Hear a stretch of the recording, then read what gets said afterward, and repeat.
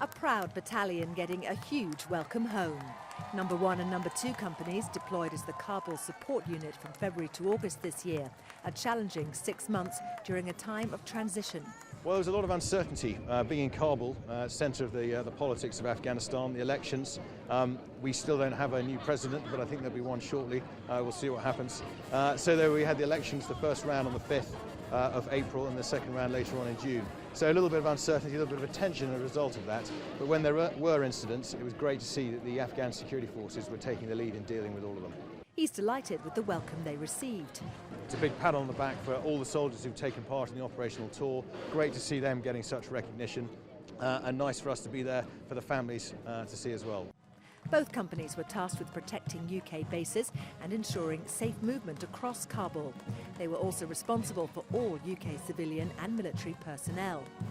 And after the parade, a knees up at Windsor's Victoria Barracks. Well, a bit of a party here in Windsor to celebrate the battalion's safe return. 351 personnel deployed on a challenging 6-month tour with frequent firefights, contact with the insurgents, and now a chance for family and friends to show their appreciation. For some families, their loved ones made it home just in time. Baby Harry was born 2 days after Dad got back. Fantastic, you know, just to sort of come back from tour and then to sort of top it off with the birth of my son. Be back with the family and the wife. Fantastic, brilliant. So you were back just in time? Just in time. We timed it just perfectly. That's what we do in the Coldstream Guards, time everything perfectly. So a double dose of pride for the Goldthorpes. It was touch and go for a couple of weeks. Thought he might come early, but yeah, he held in there, and yeah, it all went to plan. So yeah, really pleased that Glenn was back in time. And the battalion's four-legged friends were just as happy to have the soldiers back.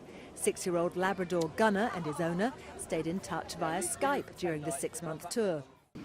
Yeah, he's not able to talk on the phone, so we get the Skype on the go, talking to my mother, and I always say like his gun's there, and before you know it, the camera turns around and here he is, and he'll come and sit there and just like talk to him.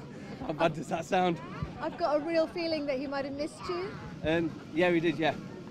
As I say, as soon as we got back, Mum and Dad sort of like waved from a distance, and Dad let him off the lead, and that was him straight over, going absolutely crazy, folding himself in half and jumping all over me. He's good as gold.